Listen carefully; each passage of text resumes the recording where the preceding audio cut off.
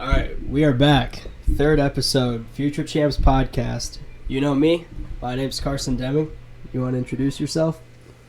KIRK SHAFER, Carson's stepdad. All right. For those of you that didn't read the title, or those of you that don't know, KIRK SHAFER, aka my stepdad, is woodshop teacher and CTE director at Niles Brandywine High School. He's built a very successful program there. Rival to the Buchanan Bucks. Gotten a lot of money donated. Just really built a great program there and has really built up like the CTE Foundation and the influence on kids there.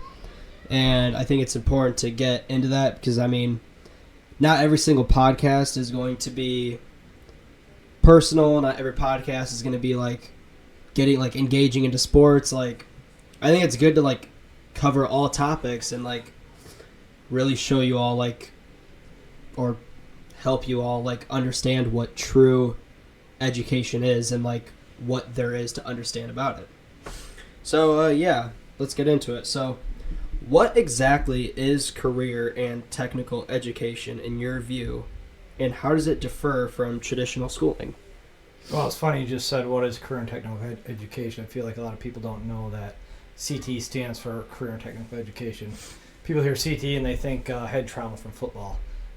But it's it used to be vocational education was what's called, what these older people understand. But now it's career and tech ed. How does it differ? I mean, it's obviously it's a lot more hands-on. It's career-based. We are teaching career skills, but also that leads into a lot of soft skills that are available throughout, for the rest of these kids' lives, whether they go into that trade or not. We ultimately, we want to place these kids in gainful careers in those areas after they graduate. But if they learn that this isn't for me, I also think that's probably just as valuable as well. Instead of going to 4 years of nursing school, you can figure out after a semester, like, man, I can't see blood. I puke whenever I see blood. This is not for me. Saved a lot of money, and they know that they don't want to do that. I think that's just as valuable. So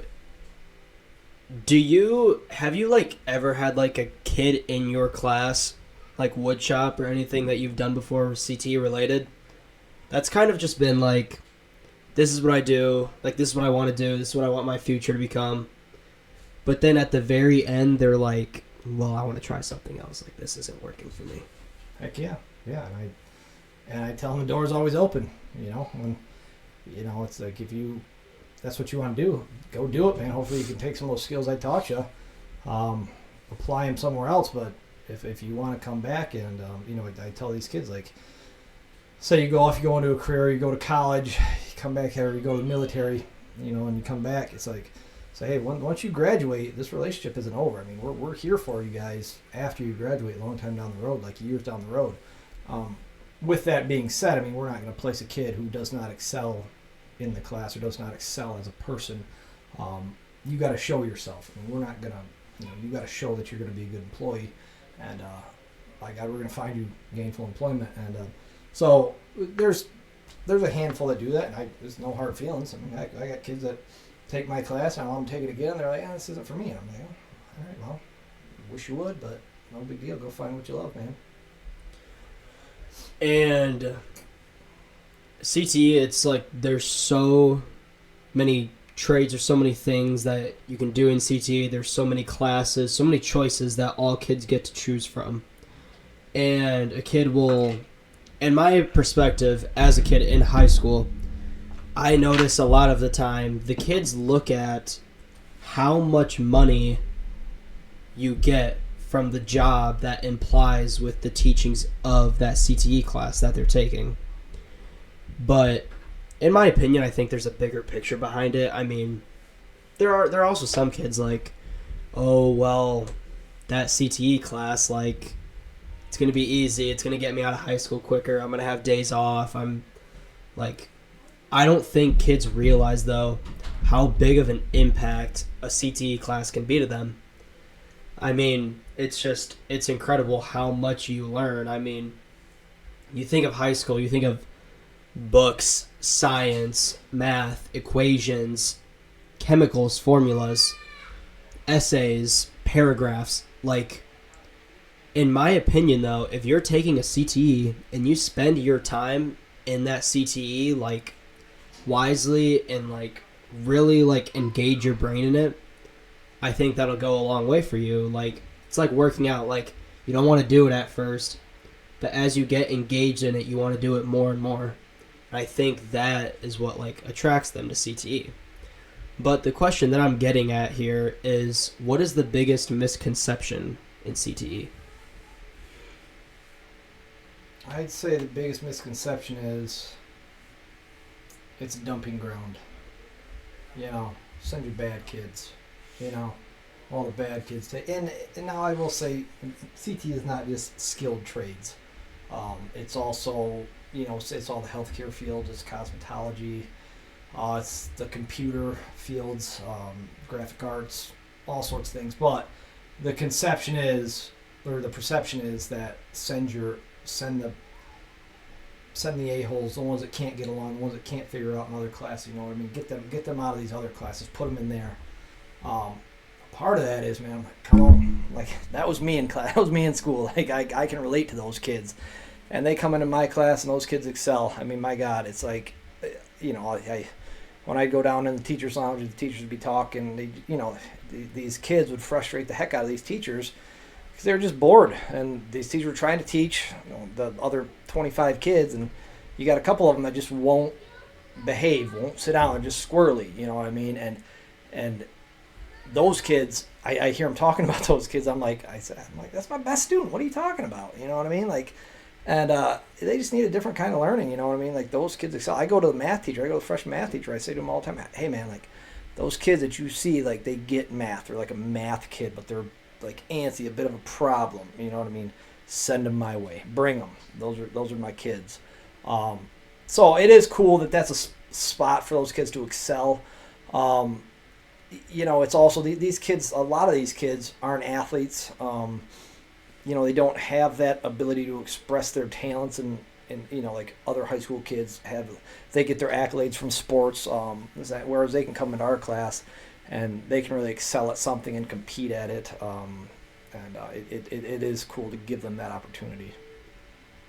Yeah, it's awesome. I mean, in my perspective, I think, like what you just said there, like, it sounds like CTE is kind of used as like a rage room for kids. Like, they're holding something in, being in these classes that are just so boring to them.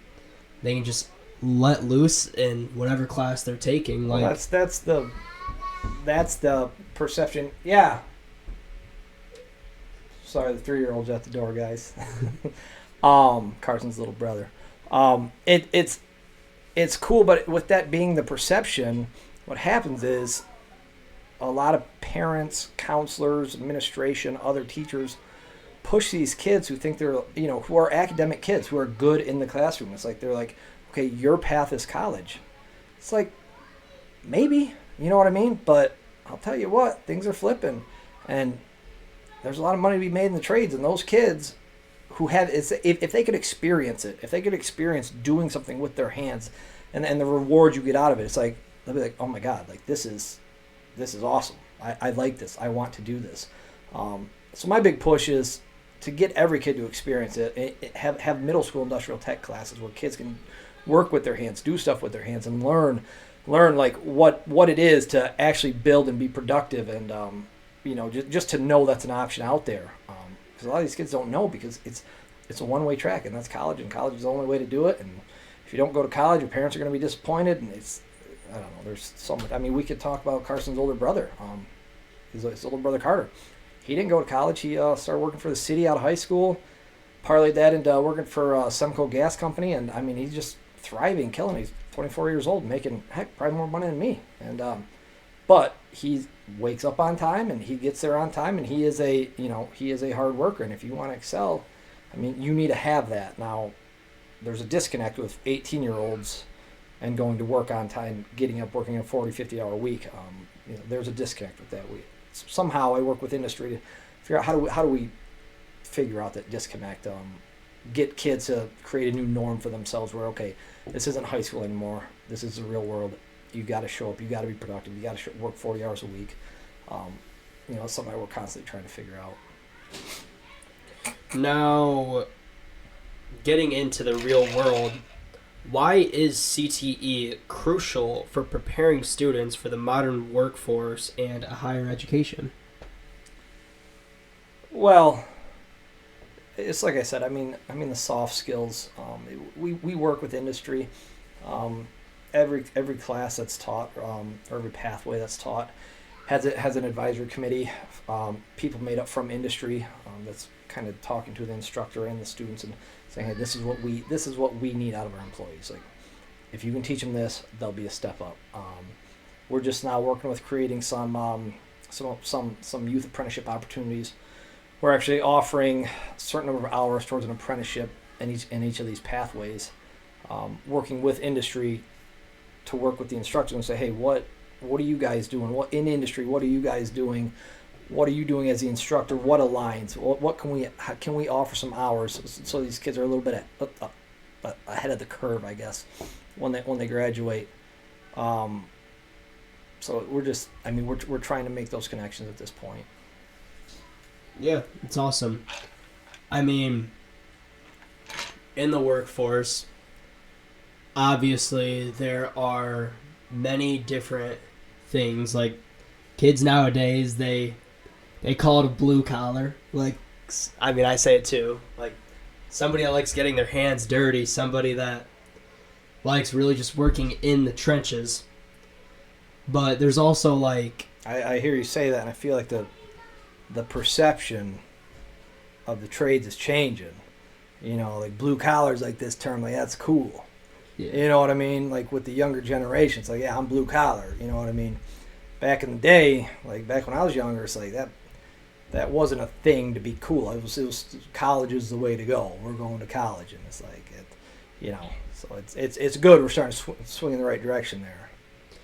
I mean, as I was getting to, like, I feel like with CTE, with there being so many jobs in the world, like I said, you can get your hands dirty, or you can work with analytics, or you can be counting numbers, you could be building things with machines. Like nowadays, like, see AI just going crazy with everything now. Like, you type something in and next thing you know, AI is just doing the entire thing. Like, I remember very first project we did in woodshop class, I literally this is what I'm doing right now actually. I took a picture of the thing I was building. I can't say it because it's a surprise for someone, my mom. I have Carson in class this semester. I don't think he said that, so he does come over to Brandywine to take my class.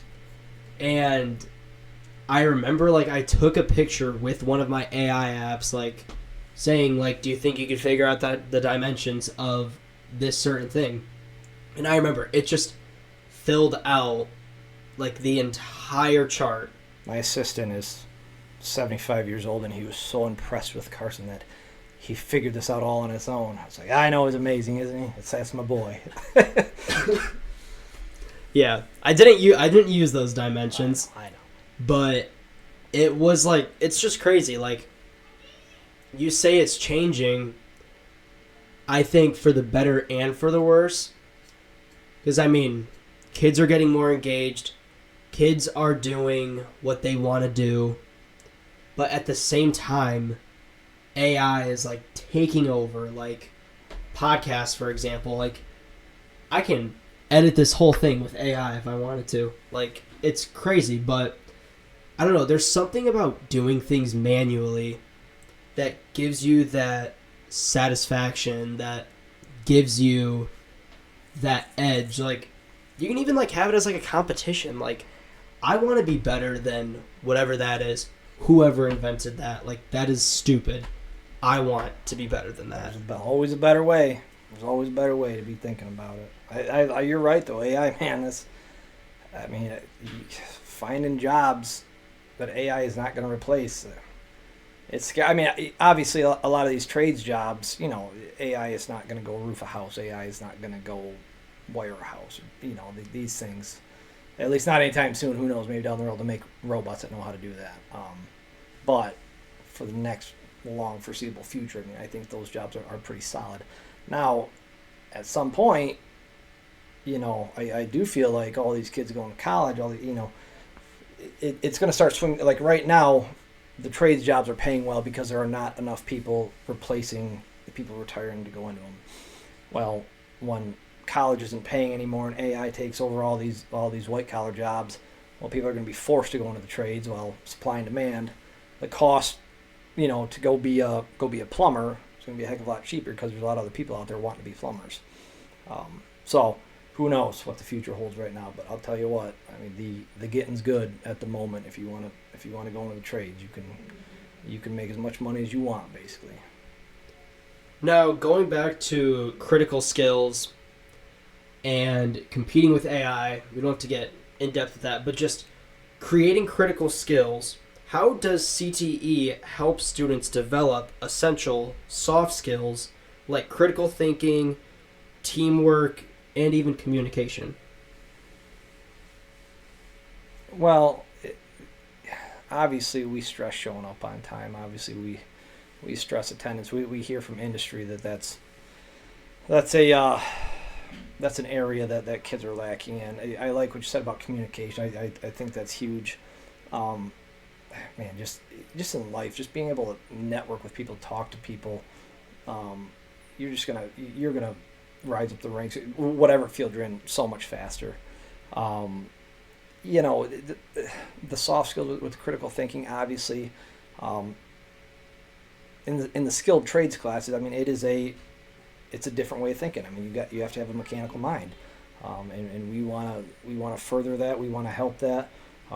I've learned a lot of times either kids have it or they don't, which, you know, there's nothing wrong with it if their mind works in a different way. But like you go into a math class and some kids understand math, it just clicks for them. I mean, and that's what we're doing. I mean, we are doing, when you're building a project, when you're fixing a car, when you're doing any of that stuff. I mean, you go to turn that key and does your car turn over? Does your car start after you worked on it? No. Okay. Well, what step in that equation that you just did fixing that car did you screw up? It's like when you do that math problem, that long math problem, you know, and you get to the end, you get the wrong answer. It's like, man, what step, where at in that equation did I screw up? So critical thinking's huge. I'm big on, I want kids to figure out that they can figure stuff out on their own. Watch a YouTube video, read for comprehension. I mean, we talk about it with these English classes. Like, okay, read Romeo and Juliet. Okay, how did that chapter make you feel? That's fine and all. Okay, I understand. I guess I don't know if I understand or not, but let's read for comprehension. Okay, read this manual. Okay, read these directions on how to put this thing together. See if you can figure that out on your own. Like, and it's hard for kids to concentrate on something that long when they're so used to just watching their TikTok on their phone or whatever, for them to concentrate and like, okay, step one. Okay, step. Oh man, this hurts my brain. What does it mean by this or whatever? I got to find this bolt A1 that goes with this A1. Just trying to figure that. I just think that goes a long ways with those soft skills. I mean, there's a million, but that we do stress that as a CT field, obviously, because these kids are going to be joining the workforce hopefully right out of high school, and they got to be ready. I mean, because when you go to college, you got 4 or 5 years to figure it out to be ready. So. Now, obviously, you're a grown adult, parent, teacher. Now, where did that all start, though? Where did you start your journey on becoming a CTE man? CTE man. Man, you know, I look back, I think about I was in high school. I was like every kid. I didn't know what I wanted to do. Took the ASVAB. Was thinking about going in the military. Had an opportunity to play hockey out of high school. Figured I'd go that route because you can always join the military after. So I was playing hockey in college. Had to get a degree. kicked around a few different ideas. I thought I want to coach. So if I want to coach, it's going to be easier to coach if you're a teacher. What do I want to teach? And I was, man, I was not a good kid in school. I was a problem child. So I was like, all right, the one class I excelled in, and the one thing I did well were my industrial tech classes, and teachers loved me, and I loved them. I couldn't be in there long enough. I loved how those teachers connected with us. They're not, like the shop teachers are not your typical teachers. It is a different environment in there. It is handled differently than other areas of school. I tell my kids, I tell my students, I say, hey, what happens in here stays in here. We're going to handle it in here. Like, I don't send kids to the office. We will take care of it here.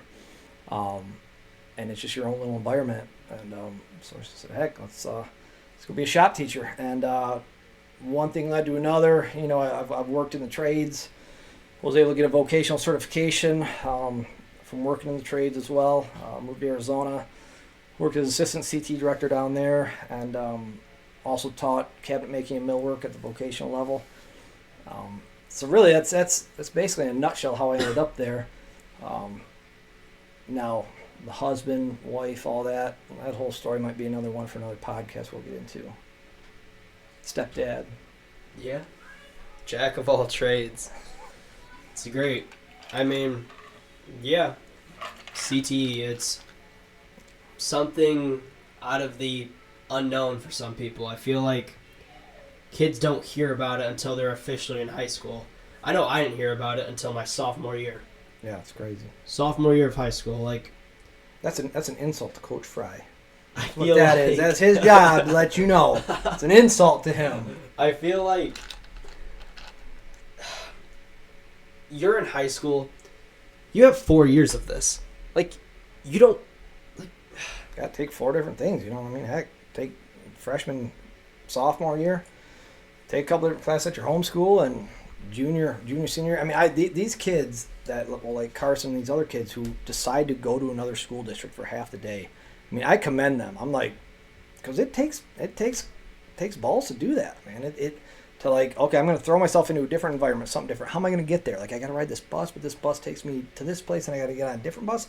I mean, that's nerve-wracking to have to figure that out when all you're used to is going to your home school district. I mean, kids that actually do it, I mean, I'm just so proud of them for just doing it. I wish more of, and that's something we try to do, is try to make it as comfortable as possible. Try to get some friendly faces. We try to go over to Buchanan. I go over there once a year. Try to bring at least 1 or 2 of our instructors at Brandywine, just kids to see them. You know what I mean? Like, hey, come take this class.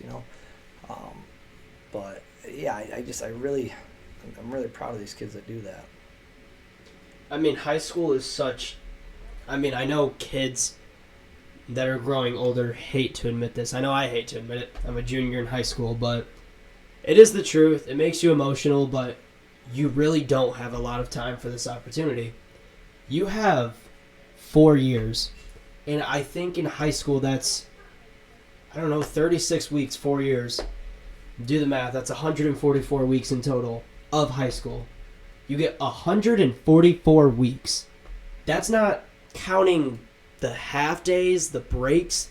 It is 144 weeks of high school that you get in total. Take everything out, you're probably down to like 100. It's crazy. I mean, you don't have a lot of time to decide what you're going to do. And for schools to introduce it going into your sophomore year, that's your benchmark in high school. That is your halfway point. We tried to introduce it freshman year. You went to the career day at LMC. Right. It's very true. But I think we need to be introducing it more at the middle school level. Yeah. Let these kids know what's out there for them. And okay, introduce it like, okay, we'll show a slideshow, or we'll talk. The kids don't remember that. It's like they need a class. They need an exploratory class that covers some of this stuff.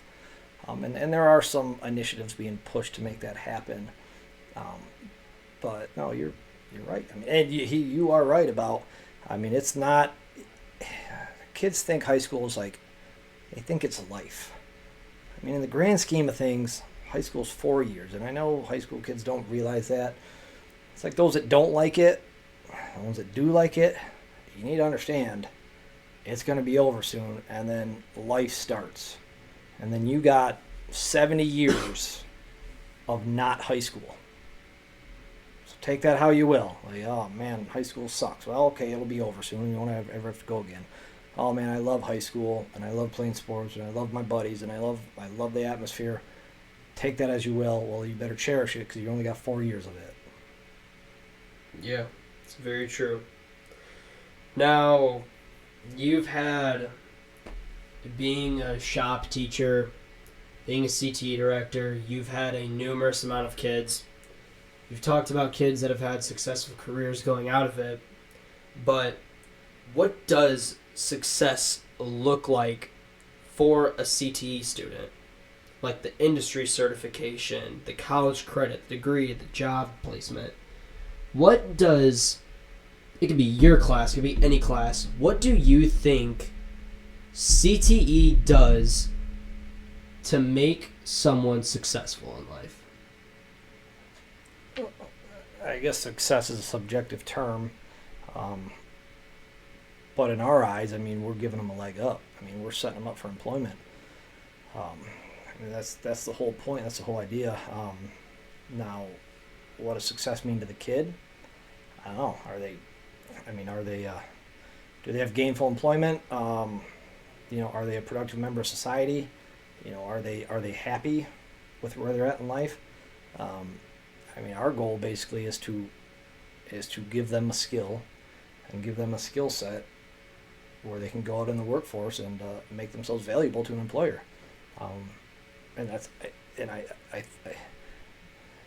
don't think there's anything more valuable than you get out of high school than that. I mean, I think that's, and even if you always have it to fall back on, you always have that skill to fall back on. And yes, we give certifications. And again, I'll lean back on our industry partners. I mean, we directly align ourselves with industry. I mean, that's they say teach this. They need to know this. They need to do this. And it's like, if they can do that, we will pay them this. And we tell the kids that. And we have a litany of kids who have graduated who we bring back in, who speak and say, hey, SHAFER's not full of shit. He knows what he's talking about. He will hook you up. If you believe in it and you believe in the process and and you're productive and you show up and you learn and you show that you want to be a part of this, it's going to help you out in the future. Because the kids got to believe in it. I mean, us as teachers and adults, we can tell kids this stuff until we're blue in the face, but they don't believe it. They don't listen necessarily. But once they get some peers coming back in and vouching for us, it's like, okay, maybe he does know what he's talking about. So, yeah, it's awesome. What challenges do CTE educators face, and what support do you think they need to succeed? I know it's a weird question. Just as a teacher, what do you think you guys lack to... Well, as a director, I always know I'm getting complaints about funding, so which is, I mean, which is okay. I mean, teachers wanting more funding is good. It means they value their program. I mean, I want teachers to do that, to be honest. I mean, it means they're advocating for their kids and they're advocating for their program because they want to improve it. At the end of the day, everybody's going to want more, but we got to work with what we have. Now, we also get donations from industry and whatnot.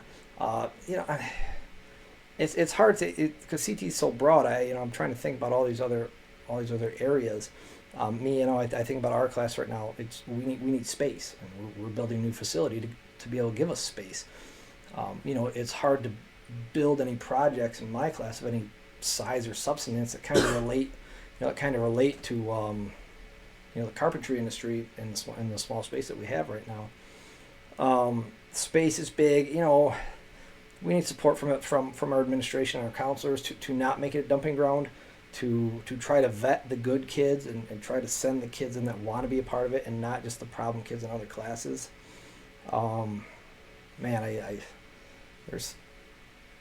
say support. You know, a big one would be parent support, but that's just across the board. You know, parents wanting to.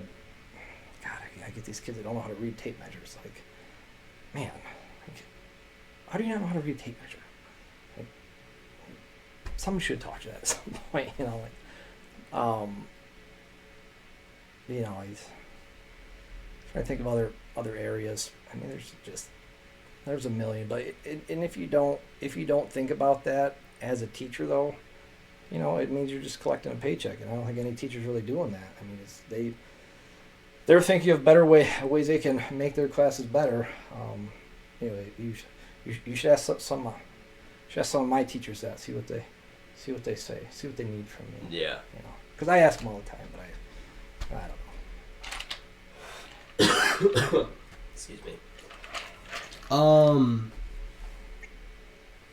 Yeah, it's awesome. I mean, we've been getting into how serious all the rules, all the reasons for career and technical education. Let's get personal. Go What deep. what is the weirdest thing you've experienced teaching woodshop? Define weird. Like, what is... I had this. I don't know. What is the most odd thing you've seen in all of your years of teaching woodshop? We've had some, I don't know, a couple of wicked injuries. Not wicked. I had one kid lop a finger off. Not completely off, I guess. Ran it over the table saw. It was his own doing. It was really nothing. I mean, he was a left-handed kid. And said he used his right hand. Had a brain fart. Used his left hand. You know, he comes to me with his, you know, he says, "Mr. Schaefer, I think I cut myself." And I'm like, "You sure as hell did, buddy. Like, go to the nurse now." And it was like something out of a movie. The thing is like squirting blood out as he like walks out of the room. Everybody back in the classroom, and like I go to the table saw, and there's like chunks of bone and meat and on the saw, and it flung it up on the ceiling, and so that was pretty gnarly. You know, I've had a couple of students down in Arizona tried to fight me. Yeah, no, well, there's one kid, Quinn. If you're watching right now, Quinn, buddy, I love you, dude. Like, he was working at a gas station a few years out of high school, and he since changed his voice to a Celtic accent to like, speak in this, like, I don't know, man. He was wearing a kilt like an Irishman. I don't know. It was Quinn, and he was having a bad day, I'm sure, and I don't know what I said. Quinn, you're barking up the wrong tree, buddy. Like, this is not. You don't want to go down this road. And I went to get out of my desk, and he agreed. He did not want to go down that road. And you know. But like I said, we were fine afterwards. He's a great kid. I'll tell you, I could talk for, hours now. When I taught down in Riley, ironically, which Riley, South Bend is just right south of here. I'm not from here. I'm from mid-Michigan. Moved to Arizona. Kind of came back to Southwest Michigan a little bit. Paw. Met Carson's mom. Got married. Moved down here. And now I'm like teaching 10 minutes from where it all started, which was in Riley, at South Bend, Indiana, Riley. And I got the worst of the worst kids. I'm talking gangbangers. Those of you that know Famous Dex. Dexter is his name. I don't even remember his last name, but he was in my class at Riley. I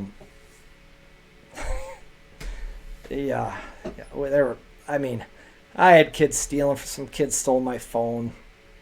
So I went out and I got some security cameras. I bought some fake security cameras that night, came back, set them up in the classroom, and, "Hey guys, you guys picked the wrong day to steal a security camera because you guys picked the wrong day to steal a phone because they just put up security cameras in here." And these kids were looking around. I said, "Yeah, look up there." And I kind of put them in inconspicuous locations, and oh crap, oh my God, they're up there. I said, "Hey, I'm giving you guys the opportunity. I told you whatever happens in here, we're gonna handle in here. I mean, that's I gave you that out. I told you that from the start. I'm giving you the opportunity to bring that phone back. Okay, be a man." I said, "If you don't, I'm gonna go get Officer Kendall, the resource officer.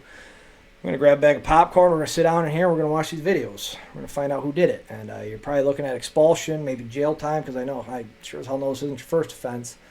So, pull down their heartstrings, be a man, come to me." Well, they brought it back the next day, gave it to me, gave me some BS. Oh, just a joke, it was a prank, blah, blah, whatever. You know, sure it was, buddy. So we went, they gave it to me in my office. We went back out in the classroom. I said, it's okay, I won't tell anybody that you guys did it or anything like that. It's our little secret, guys. And then I asked him to go grab a ladder in front of the class, and I said, here, grab this box. I said, crawl up that ladder, grab that camera for me. And in front of the class, I grabbed the camera. There's wires hanging out the back of it, and the box says fake security camera. The class is just like, you just got punked by SHAFER, man. So they didn't mess with him much after that. Had a kid named Roberto in there. God, Roberto, if you're out there, buddy, you're still kicking. I'm impressed because you were a spooky SOB. Man. Yeah, you were a tough kid, and he was not a high school kid. He was mature beyond his years. I'll say that much. Didn't smile, didn't lift a finger for me, wouldn't do a thing. Just sat in class doing his graffiti sketchwork on his notepad. I remember it was Famous Dex. Famous Dex got moved in my class. There's him, and then there's Cortez. Cortez was his little buddy. And Dexter didn't know Roberto. Dexter goes over to Roberto, and he is trying to mess with him. I don't know, just trying to get a rise out of this kid. Just a little Mexican kid just writing down there. Roberto looks up at him, looks back down, keeps writing. Roberto looks up at him, and Dexter cannot get a rise out of him. The kid won't do or say a thing, man. It's like Dexter comes back over by my desk. He's talking to Cortez, and he's like, what's wrong with that kid? Like, what's wrong with him? And Cortez is like, do not mess with him. Like, do not. That kid is the real deal. Like, he's the real deal.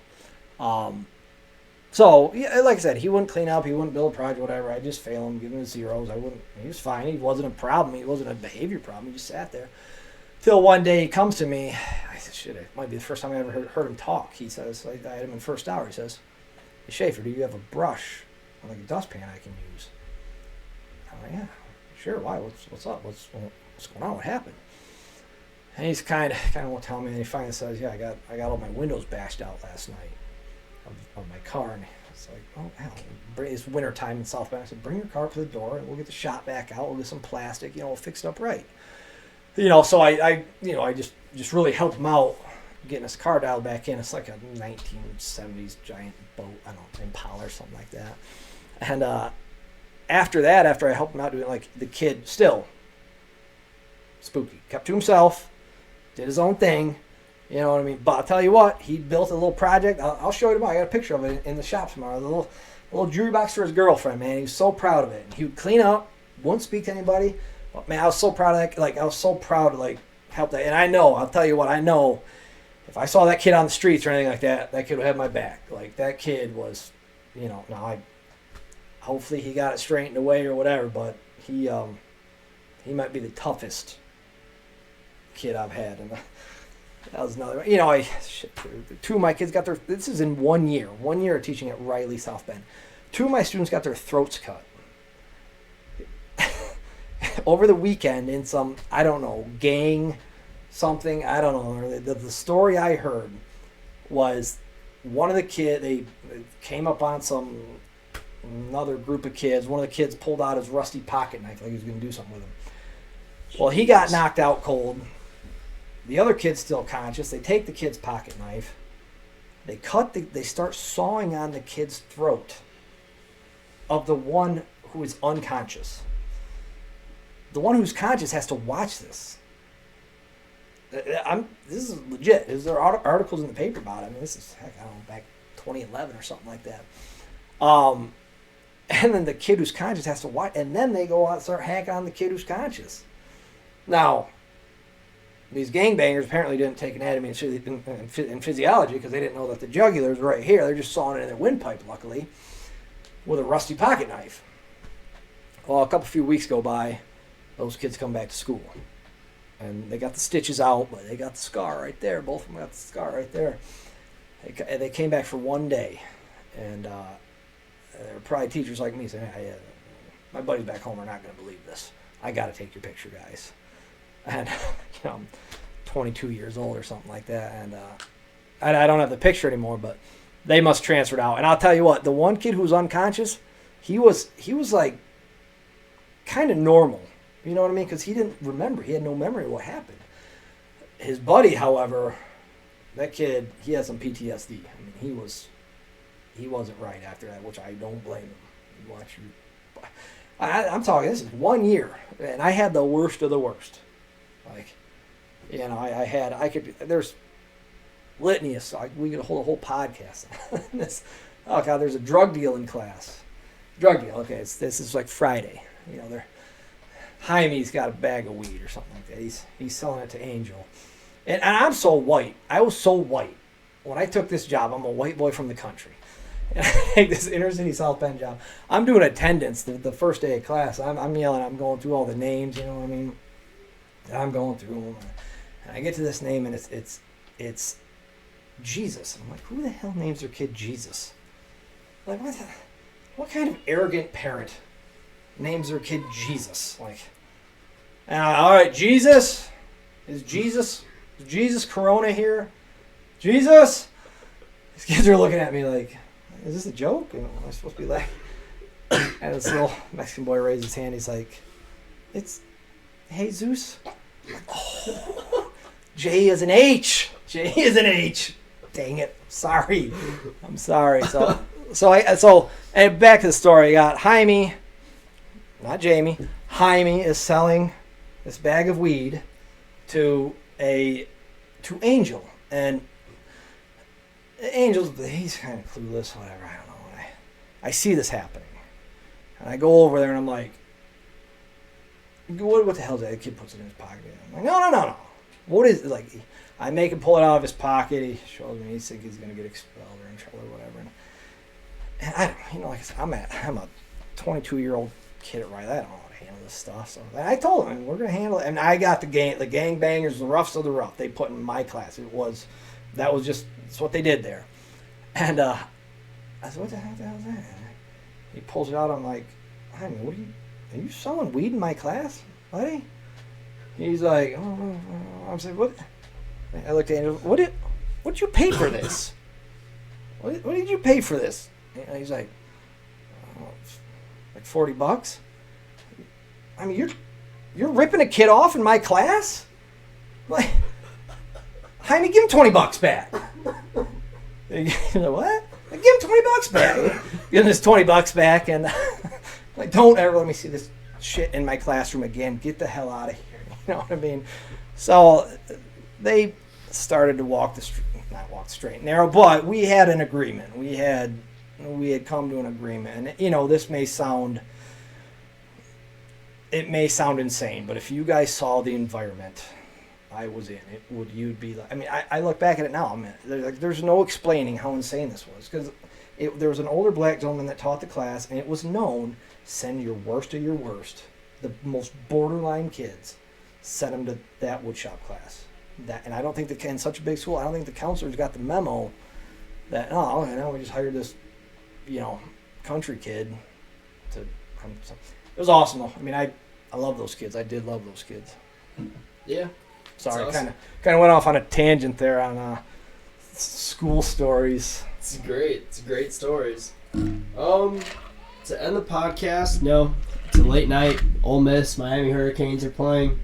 Gotta go watch that game. To top State, it off, baby. Go Bulldogs. Yeah, go Trinidad Chambliss. Love that guy. To end the podcast. Speaking of, did anybody see the Michael Irvin pregame speech that he gave to Miami last week? If you guys haven't seen it, it's pretty epic. It was pretty good. Go watch it. I also coach football. All right. To end the podcast with our last question, what is your favorite part about being a stepdad?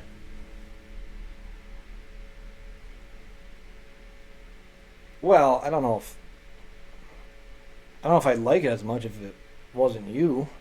You know, if I hated the kid, it might suck being a stepdad. You know what I mean? You know, I don't know. I think we kind of found each other at the right time. You know, I had to grow up.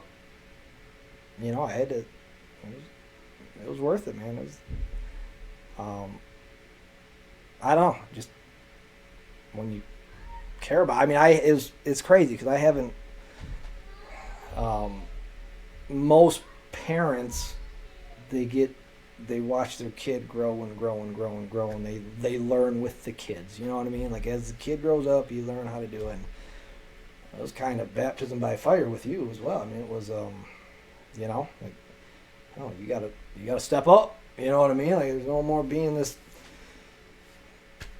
crazy guy running around town doing whatever the heck you want. You know what I mean? But it was, I don't know, just watch it. I mean, I'm doing this podcast thing, like I'm watching you speak, like you couldn't, God, 4 or 5 years ago, man, like just being independent enough to do something like this. I don't know. It's just, I don't know, just watching you grow, seeing what your future's gonna be. I mean, it's super, super exciting. I mean, your mom and I are like, I know it's cliche, but we're super proud of where you've come and where you're going. I don't know. It's I wouldn't trade it for the world, man. I love you. Yeah, I love you. It's awesome. Living the dream. Living the American dream. Yeah. All right. That's Future Champs Podcast, episode 2. I'll be back. KIRK, SHAFER, everyone. We'll see you guys.